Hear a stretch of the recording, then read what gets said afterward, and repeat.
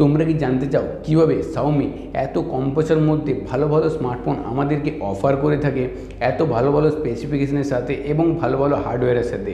আর তাই আজকের এই নতুন ভিডিওতে আমি তোমাদেরকে বলবো Xiaomi কিভাবে কোন ট্রিক্সগুলো ফলো করে এত সস্তার স্মার্টফোন আমাদেরকে দিয়ে থাকে, যেগুলো আদার্স কোনো ব্র্যান্ডই পারে না।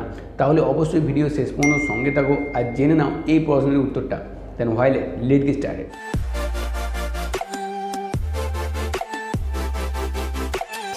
ইন্ডিয়ান মোবাইল ফোন মার্কেটে অনেক কম্পিটিশান থাকা সত্ত্বেও Xiaomi কিন্তু বরাবর প্রথম থেকেই খুবই অ্যাগ্রেসিভ প্রাইসে মোবাইল ফোন লঞ্চ করে। কারণ এই Xiaomi যে সিইও সে প্রথম থেকেই বলে দিয়েছে যে আমরা আমাদের মোবাইল ফোনে 5% ম্যাক্সিমাম প্রফিট রাখবো, এর ওপরে আর প্রফিট রাখবো না। কিন্তু এত কম প্রফিটে একটা এত বড় কোম্পানি চালানো অতটাও সোজা ব্যাপার না। তাহলে Xiaomi ইনকাম কীভাবে করে? Xiaomi ইনকাম জাস্ট দুটো জিনিস থেকে সবথেকে বেশি পরিমাণে করে। একটা হলো অ্যাডভার্টাইজমেন্ট, যেটাকে Xiaomiকে দেখে আরও আদার্স অনেক ব্র্যান্ডই ফলো করছে। কারণ এই অ্যাডভার্টাইজমেন্ট থেকে সবথেকে বেশি প্রফিট কামানো যায়। মোবাইল ফোন ম্যানুফ্যাকচারিং একটা কোম্পানি যদি একটা স্মার্টফোন বিক্রি করে, তাহলে হয়তো সেই মোবাইলটার থেকে সে 1000 অথবা 2000 টাকা প্রফিট সে বের করতে পারে। তো এটা হলো তার ওয়ান টাইম একটা প্রফিট। তারপর মোবাইল ফোন বিক্রি হয়ে যাওয়ার পর কিন্তু সে কিন্তু কোনো প্রফিট পায় না সেই মোবাইল ফোন থেকে, যেগুলো আদার্স কোম্পানির ক্ষেত্রে হয়ে থাকে। কিন্তু Xiaomi শুধুমাত্র মোবাইল ফোনটা বিক্রি করার পর হয়তো 5% লাভ করে, মানে সাপোজ ধরে নাও 500 টাকা ইনকাম করে।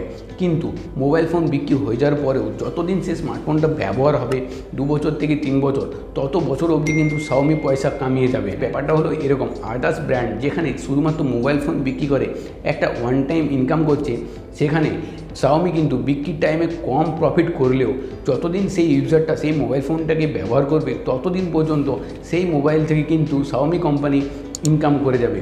কারণ Xiaomi কোম্পানিতে তোমরা দেখবে যখন আমরা কোনো অ্যাপ্লিকেশন ইনস্টল করি, তারপর সেটা স্ক্যান হয় এবং সেই স্ক্যান হওয়ার পরে সেখানে তোমাদেরকে অ্যাডভার্টাইজমেন্ট দেখায়।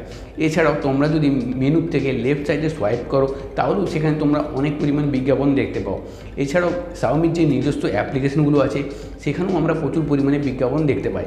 আর এই Xiaomi প্রচুর পরিমাণে যে বিজ্ঞাপন দেওয়ার যে রিকমেন্ডেশন আছে, সেটা কিন্তু অ্যালগোরিদমটা খুবই ভালো আছে। এত ভালো স্ট্রং তারা করে রেখেছে যে তারা ইউজার ফ্রেন্ডলি খুবই ভালো ভালো তারা বিজ্ঞাপন দিতে পারে, যার জন্য তাদের বিজ্ঞাপনের রেটটাও অনেক বেশি হয়। যার ফলে মোবাইল ফোন বিক্রিও প্রচুর বেশি পরিমাণে হয়, কারণ বিক্রির টাইমে তাদের রেট অনেক বেশি কম থাকে।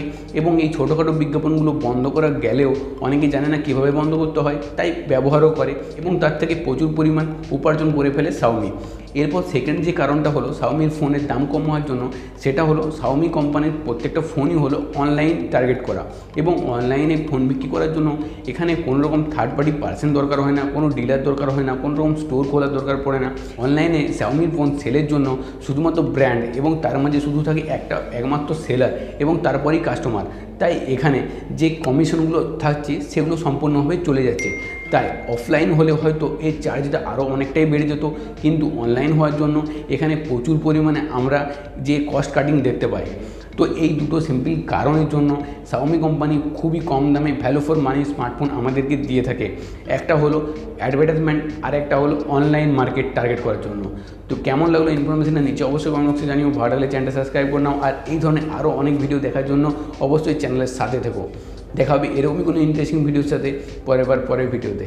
Stay safe, stay happy.